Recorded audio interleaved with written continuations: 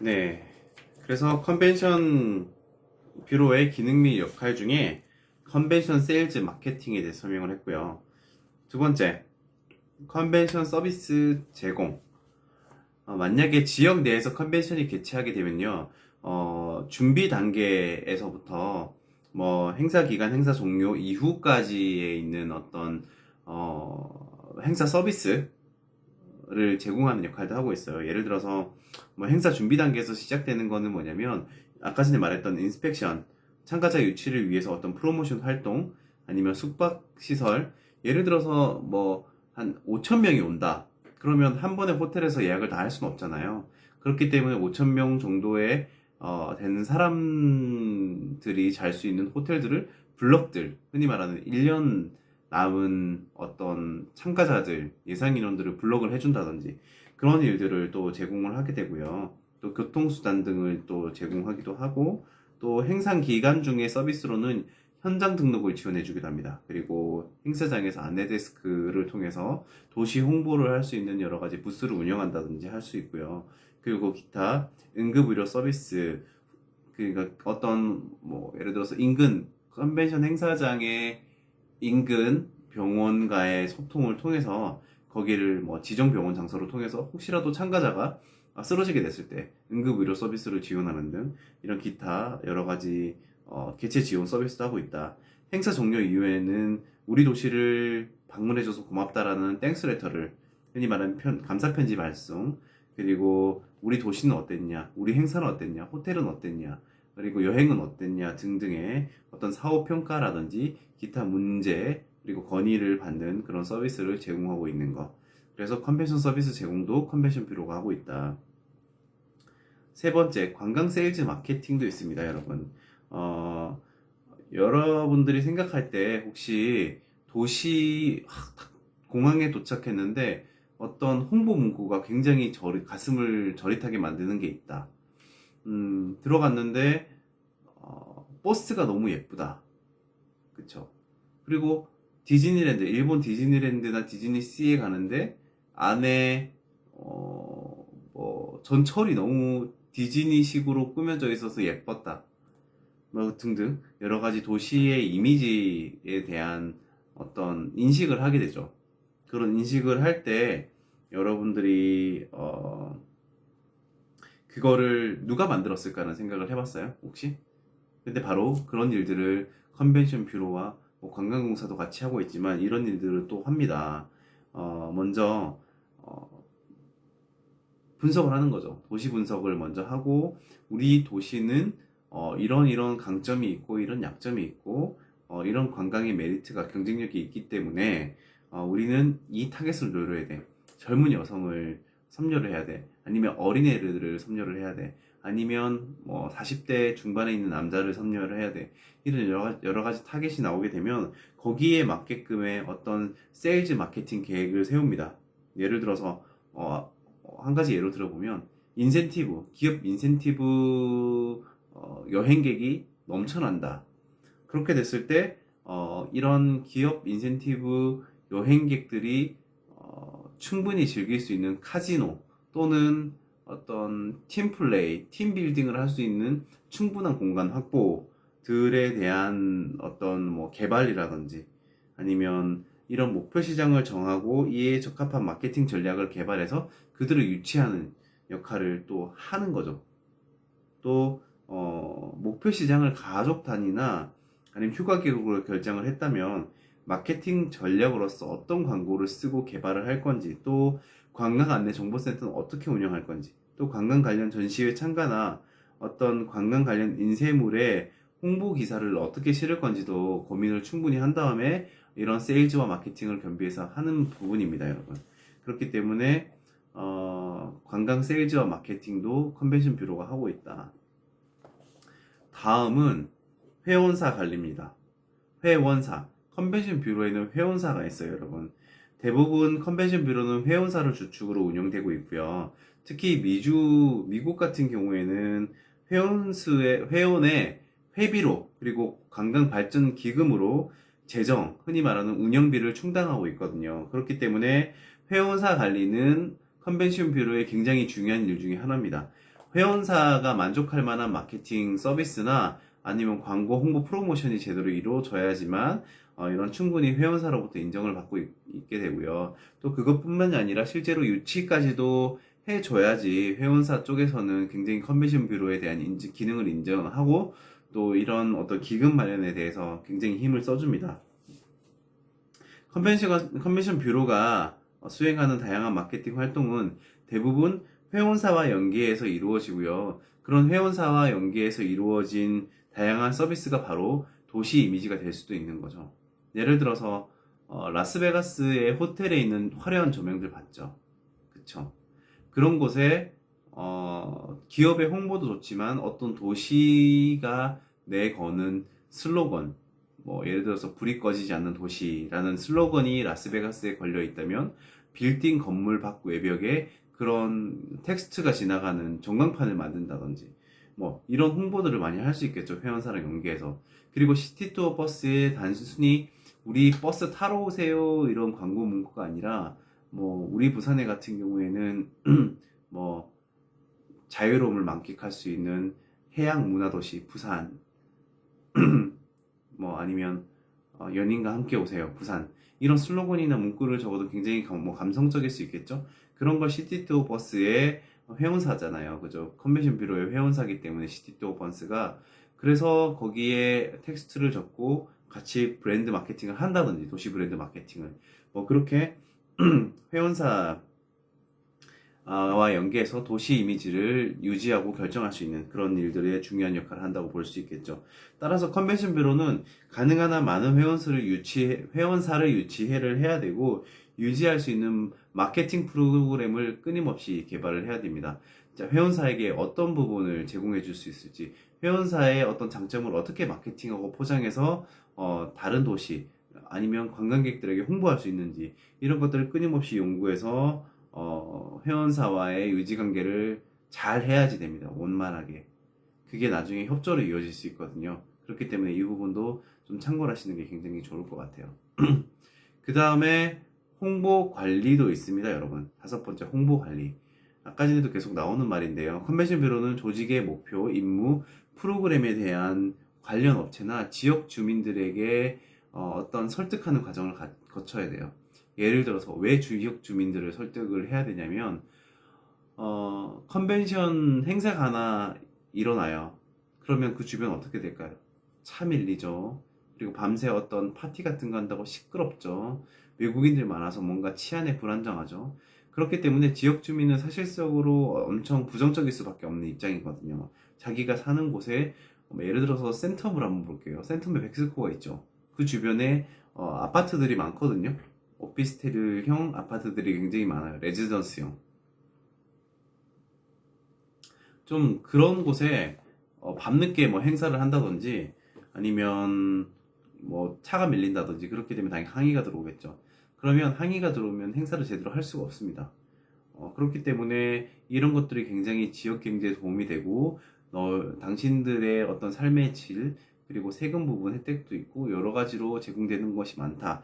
그러니 우리의 조직을 좀 믿어주고 뭐 해달라 이런 것들에 대한 신뢰도를 사실 높여야 됩니다. 따라서 홍보 업무에는요 홍보 관리나 업무에는 책자 발간도 있고 또 인터넷을 통해서 웹진 발송 그리고 홈페이지를 자체적으로 만들어서 행사에 관한 홍보, 취지 그리고 지역 주민이 함께 즐길 수 있는 프로그램 등을 내부 커뮤니케이션 채널을 만들어서 보통 홍보 관리를 하는 거죠. 이런 홍보 관리 일도 컨벤션 뷰로에서 하고 있어요. 특히 뭐 기사 많이 써주죠. 대중이나 정부한테 컨벤션 뷰로에서 이번에 이런 행사를 유치를 했고 부산시에서 그리고 이런 행사를 통해서 뭘 가져갈 수 있고 어떻게 우리가 방향을 끌고 갈 수 있다는 것을 기사화 써서 주게 되면 그걸 조금 수정해서 언론사에서 실어줍니다, 여러분. 그런 홍보 관리도 뷰로에서 하고 있다. 참 많은 일들을 하죠. 그 다음에 이벤트 관리도 있습니다. 이벤트의 효과에 대해서는 여러분들 이미 부산 사람이기 때문에 너무 잘 알 거라고 봅니다. 국제영화제도 있고 불꽃놀이도 있죠. 그죠, 여러분? 그래서 그런 메가 이벤트는 지역에 대한 관심을 유도할 뿐만 아니라 지역 경제적 효과도 기대할 수가 있죠. 그렇기 때문에 지역 내에서 개최되는 이벤트를 전체 마케팅 계획에 포함을 하고 있습니다, 여러분. 그래서 이런 이벤트는 지역의 이미지를 창출하는 데 굉장히 도움이 되고, 또 이런 지적행사 조직위원회에 참여하기도 해서 뷰로는 행사를 이끌어가는, 리드하는 역할을 따로 하기도 합니다, 여러분. 이벤트 관리에 대한 설명을 하자면, 부산에 있는 아까 전에 말했던 국제영화제, 그리고 불꽃축제 등이 있죠. 이런 것들을 어떻게 주최기관과 잘 연계를 해서 도시를 홍보할 수 있는 개념으로 좀 축제를 엮거나 아니면 이벤트를 관리를 해서 그렇게 도시를 홍보하는 역할도 같이 함께 하고 있습니다. 이처럼 이벤트 관리부터 홍보 관리, 그리고 세일즈 마케팅, 그리고 컨벤션 서비스 제공, 회원사 관리 등 다양한 어떤 컨벤션 뷰로의 역할과 기능이 있기 때문에 사실상 이거는 도시 홍보의 목적이나 마케팅의 목적으로 접근을 해야 되고, 추후에는 이들이 만들어가는 행보는 도시 브랜드를 형성해 나가고 만들어가고 인식시키고 브랜드 개성, 브랜드 컨셉 확장할 수 있는 여러 가지로 브랜드로 확장을 해서 결국에는 그 브랜드를 통한 마케팅까지 연결되는 이런 프로세스를 가져가야 된다.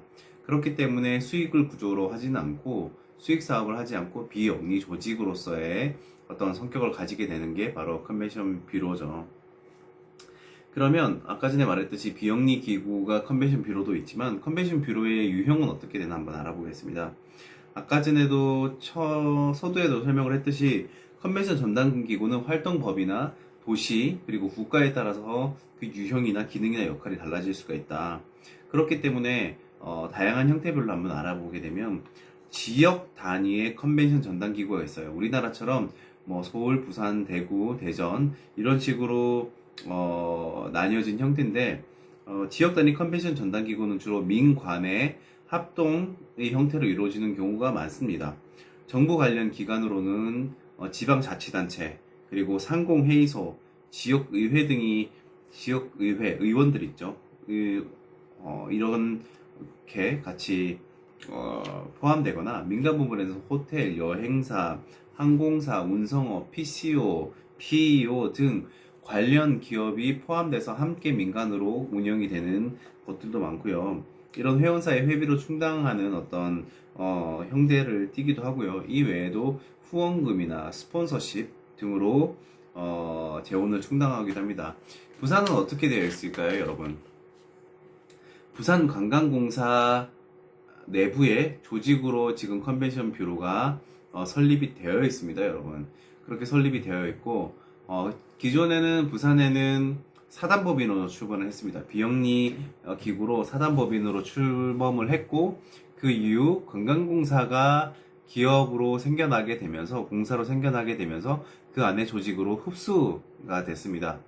흡수가 되면서 기존의 기능에서 좀 더 확장된 개념으로 많이 활동을 하고 있지만 다소 문제라고 하는 문제점은 그 관광공사의 기능과 컨벤션 뷰로의 기능이 서로 어느 정도 중복되는 교집합 부분이 있다. 그 교집합 부분을 해결해 나가는 과정에서 여러 가지 재원 낭비가 되고 있다는 이런 이야기도 있죠.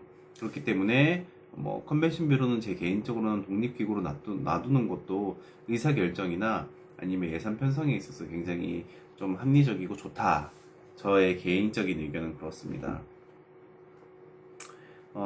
이거 외에도 지역 단위의 대표적인 예로는 바로 미국의 컨벤션 뷰로입니다. 미국 컨벤션 뷰로는 재정 운영 면에서 호텔 숙박세에 많은 의존을 하고 있고요.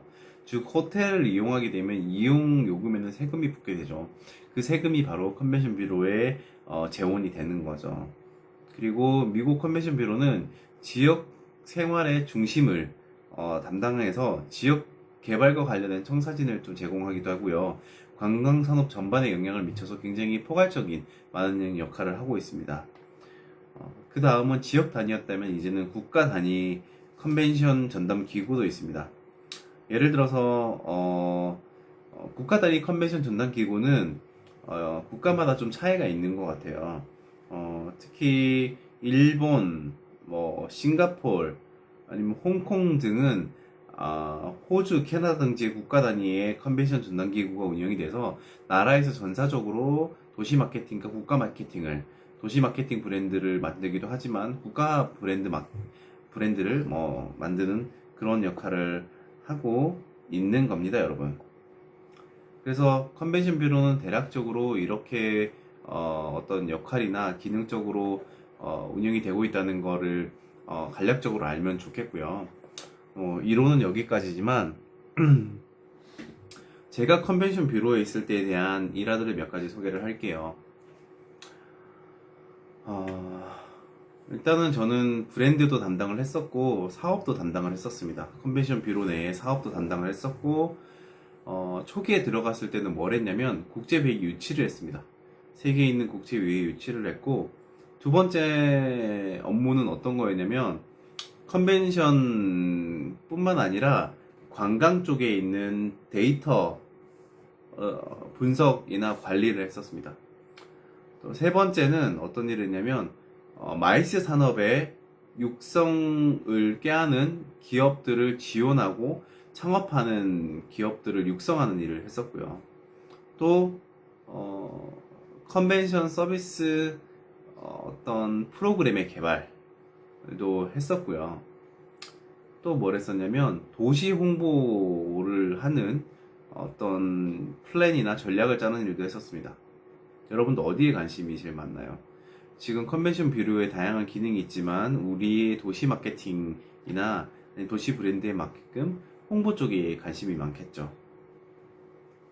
이게 홍보를 통해서 어떻게 대형 국제회의, 참가자 6만 명 이상의 어떤 대형 국제회의가 어떤 마케팅을 통해서 이루어지냐고 여러분들 생각할 수도 있겠는데, 사실은 그렇게 큰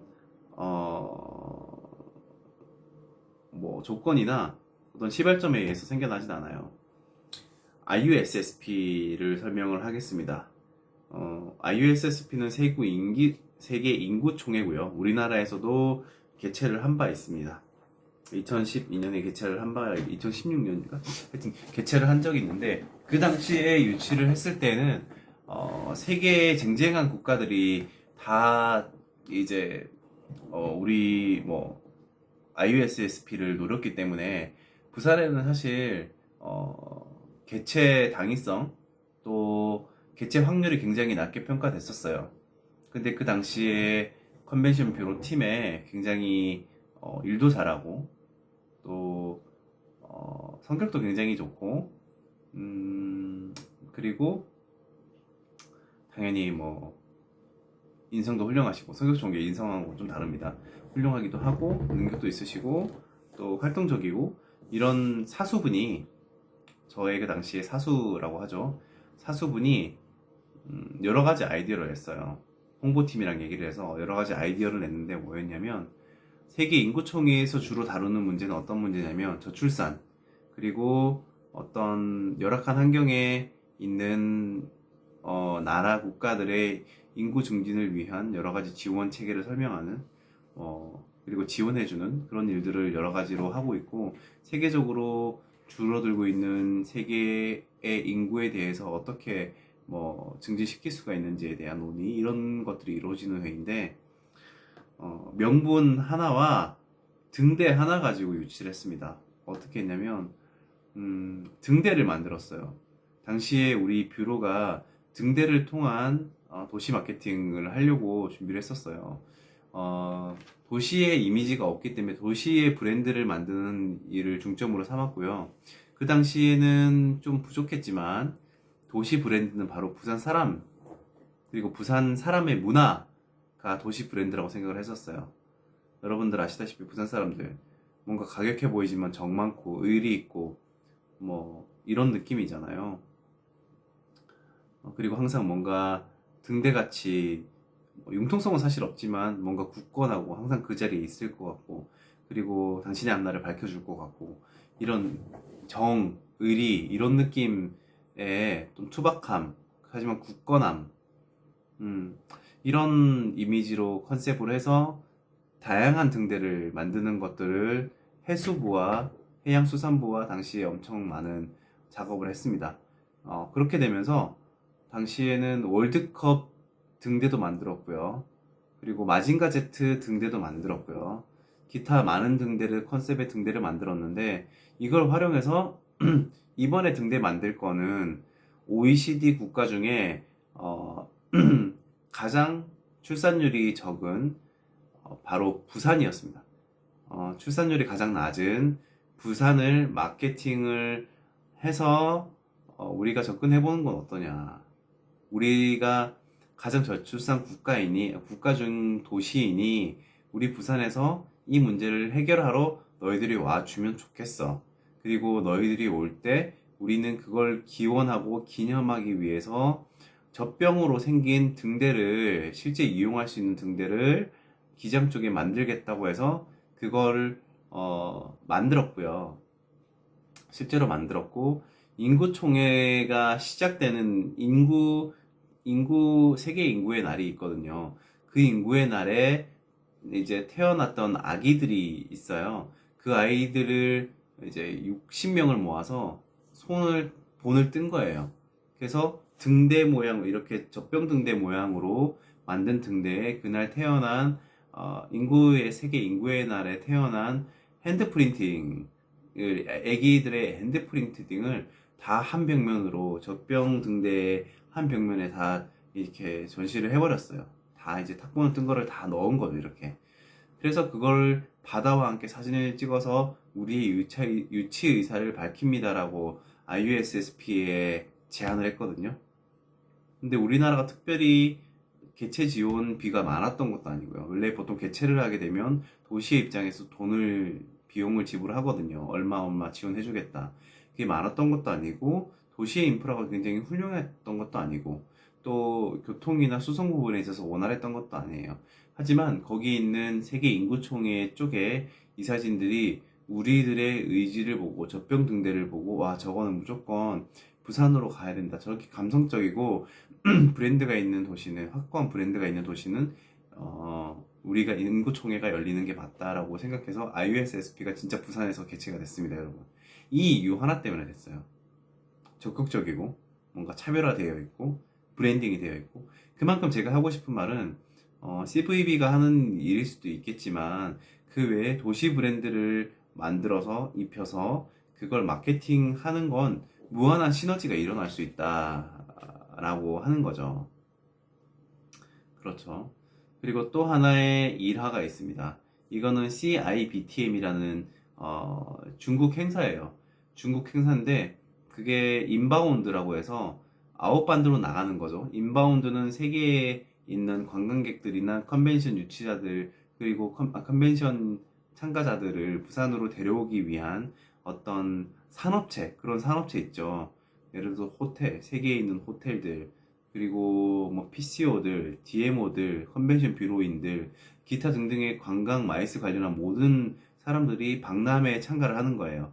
그런 다음에 서로 정보도 교류하고 우리가 5,000명의 행사가 있으면 저쪽에 있는 뭐 6,000명의 행사를 서로 크로스로 바꾼다든지 우리나라가 나갈 단체 컨벤션도 있듯이 저쪽 나라에서 우리나라에 들어와야 되는 거 있으면 서로 스위치를 해서 뭐 좀 교환을 하고 이런 일들을 뭐 그쪽에 박람회에서 하거든요. 그래서 거기서 굉장히 중요한 건 뭐냐면 각각의 홍보 부스를 만들어요. CIBTN 같은 데 가면 도시마다 각각의 부스를 만들거든요. 그 당시에 부산에 예산이 없었어요, 많이. 1억밖에 없었는데 다른 시도에는 기복 3억은 다 있고 다 있는 거죠. 한국관광공사는 그때 한 6, 7억도 썼던 것 같아요, 부스에. 근데 우리 1억밖에 없으니까 우리가 가져갈 수 있는 게 없잖아요. 그쵸? 그래서 머리를 썼죠. 1억을 좋아. 그러면 한국관광공사의 부스 한 켠에 우리 걸 작게 만들되 한국관광공사의 부스에 우리 부산 특유의 떡을 만드는 어떤 장인을 데려가서 거기에서 부산을 홍보하면서 떡을 만들어서 참가자들에게 그냥 나눠주자. 그 자리에 즉석에서. 그러니까 퍼포먼스로 이렇게 가득한 떡을 만드시는 분이 실제로 우리 예산으로 한국관광공사에 편중이 됐고 한국관광공사가 타임마다 이렇게 공연을 하는 거예요. 떡 공연을 하는 거예요. 떡을 막 빚고 막 자르고 찌고 이런 퍼포먼스를 보여서 지나가는 사람들한테 계속 떡을 주고 알리고, 또 거기에 가서 거기 있는 떡으로 이렇게 하시는 분은 나의 부수는 부산 저쪽이다. 부산에 가가지고 뭐 도시가 어떤 곳인지 한번 설명을 들어라. 이렇게 유인책을 하게 되면서 관광공사의 큰 부지는, 흔히 말하는 큰 홍보 부스 큰 거 있죠.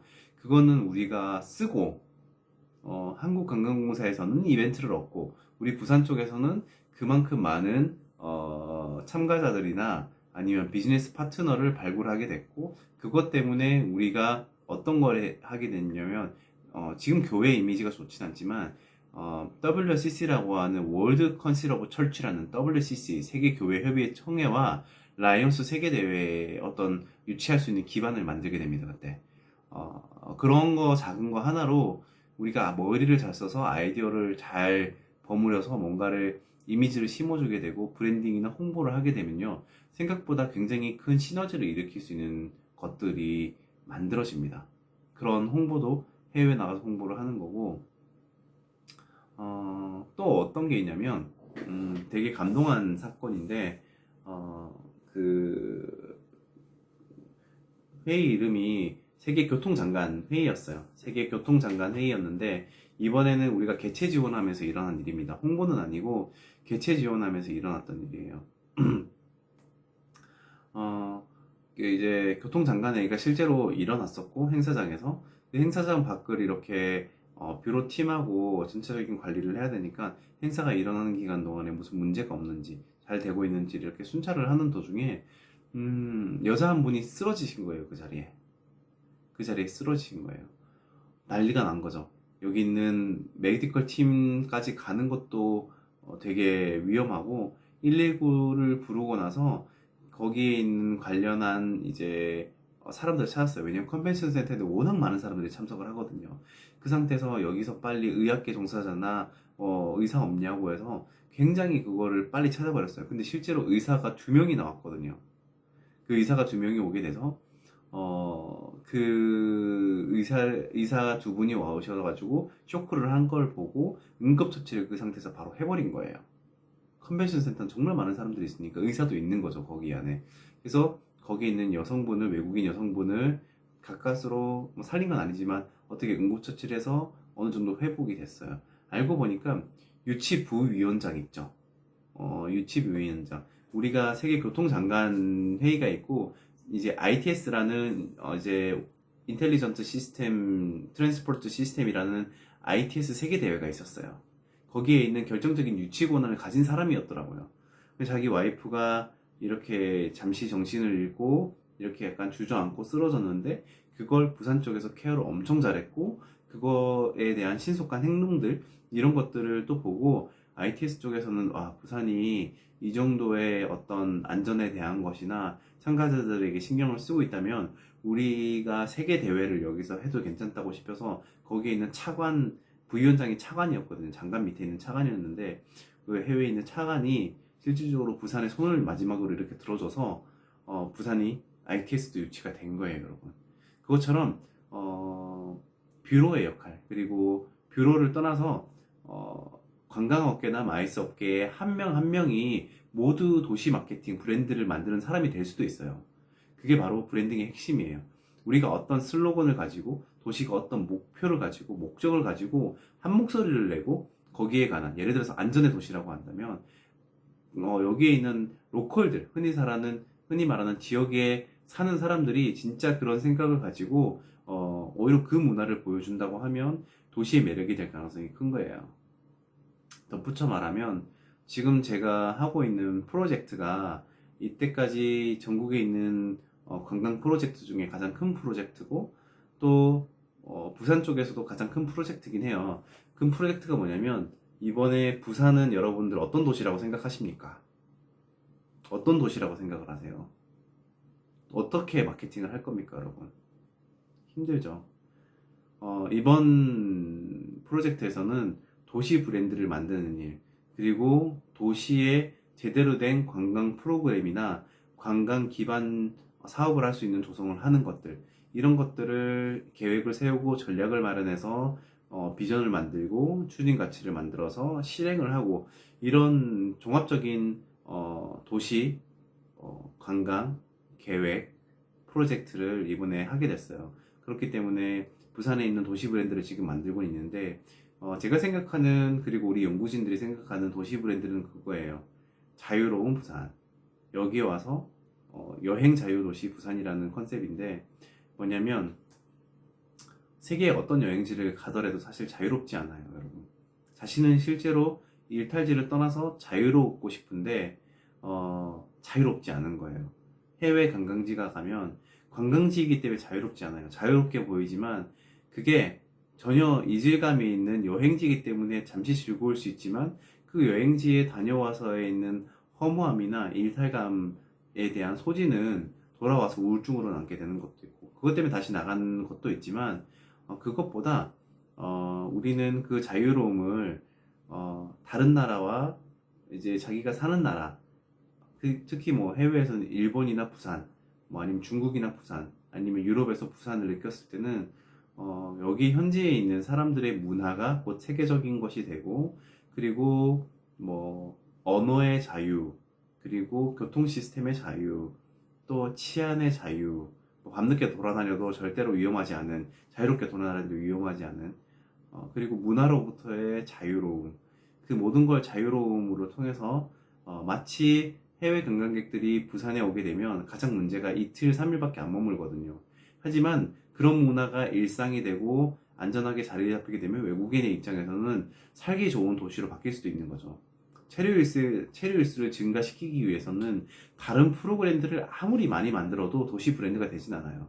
도시 브랜드는 어쩌면 이제 다음 영상을 제가 보여줄 거거든요. 서울이 어떻게 도시 브랜드를 만들었고 도시 브랜드 추진위원회를 만들어서 어떻게 엮어갔는가에 대한 여러 가지 도시 브랜드 과정이 있거든요. 그걸 영상으로 참고를 할 거예요. 부산도 뭔가 프로그램을 만들고 인프라 스트럭처를 계속 개발한다고 도시 스페이스 마케팅이나 어떤 조형물을 만들더라도 그게 도시 브랜드가 되진 않아요. 그 도시 브랜드는 제가 생각하는 도시 브랜드는 로컬에서 나오고 로컬의 어떤 문화에서 나오고 로컬들이 살아가는 삶의 모습에서 자연스럽게 세계화가 같이 융합될 때 브랜드가 탄생한다고 보거든요. 그렇기 때문에 일단은 제가 저희 연구진하고 같이 어떤 부산의 브랜드는 자유로움이라고 했잖아요. 그러면 여러 가지 해양, 마이스, 뭐 그리고 수용태세, 그리고 문화유산, 아니면 관광 브랜드 마케팅 뭐 이런 6가지 분야가 어쨌든 있는데 여기에서 있는 각자 핵심 가치가 일상성, 뭐 자유로움, 뭐 이런 것들이 있거든요. 그런 걸 통해서 도시 브랜드를 만드는 거예요. 그래서 하나로 예를 들면 해양 문화의 일상성 프로젝트가 있어요. 해양 문화의 일상성 프로젝트는 뭐냐면 그냥 우리는 사실 우리 부산이 레저를 하기 굉장히 좋은 도시는 아니에요. 막 가서 배를 타고 뭐 수상 스키를 하고 이렇게 하기 좋은 도시는 아니거든요. 서핑을 막 너무 심하게 한다던가 아니면 그렇게 할 수 있는 도시는 아니에요. 광안리 앞바다만 가도 배는 떠 있지만 수북하게 막 이렇게 해양 도시처럼 이게 수북하게 배는 떠 있지 않잖아요. 그쵸? 그러면 이걸 우리 해양 관광 레저 도시라고 부산을 할 수 있을까요? 말 못한다 그거죠. 말 못해요. 하지만 이게 우리 로컬들도 외국인들이 뭔가 레저를 즐기고 있으면 쟤들 뭐야? 쟤들 왜 저기서 뭐 저런 거 하고 있지라고 하는 게 아니라 그냥 아예 우리 부산 시민들이 해양 문화의 일상화가 되어서 이건 우리 해양 문화는 우리의 문화야. 우리의 그냥 일상적인 문화야. 그래서 부산역에서 서면까지 수로로 갈 수 있는 수상택시를 계획을 합니다, 여러분. 수상택시를 계획을 하고 해운대 바닷가부터 광안리까지 들어올 수 있는 그리고 수영강까지 들어올 수 있는 또 리버 크루즈를 통해서 이동수단 겸 바로 그냥 체험할 수 있는 공간으로 만드는 거예요.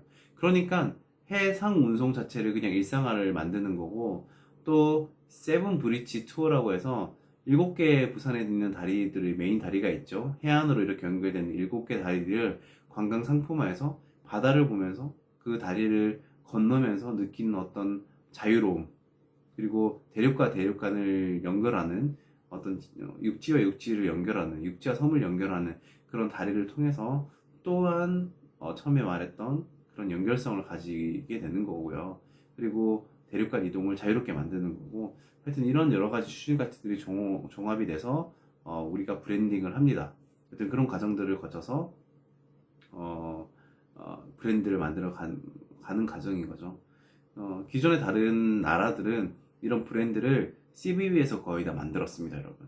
하지만 그 CVB의 역할도 점점 확대되면서 이런 브랜딩을 할 수 있는 기능에 대해서도 사실은 어느 정도 뭐 다른 전문 기관에 의뢰하기도 하고, 그걸 통해서 뭐 좀 개발하기도 하고 그런 일들을 하는 거예요. 여튼 이런 것들 CVB 역할 중에 도시 마케팅이나 브랜딩 기능도 굉장히 큰 기능이다. 그래서 서울 도시는 어떻게 만들었는지를 한번 보고 여러분들 이걸 감상하고 한번 나중에라도 우리가 토론할 시간이 있으면 이걸 가지고 토론할 시간을 가지도록 합시다. 어쨌든 오늘은 원래는 25분 영상을 3개 띄워야 되지만 이게 아마 영상이 35분이 조금 넘을 거예요. 그래서 세 번째 영상은 아까 전에 말했던 소울이 도시 브랜드를 어떻게 만들었는가에 대한 영상을 시청하면서 오늘 수업을 마칠까 합니다. 예, 여러분 오늘도 수고하셨고 다음 시간에 뵙겠습니다.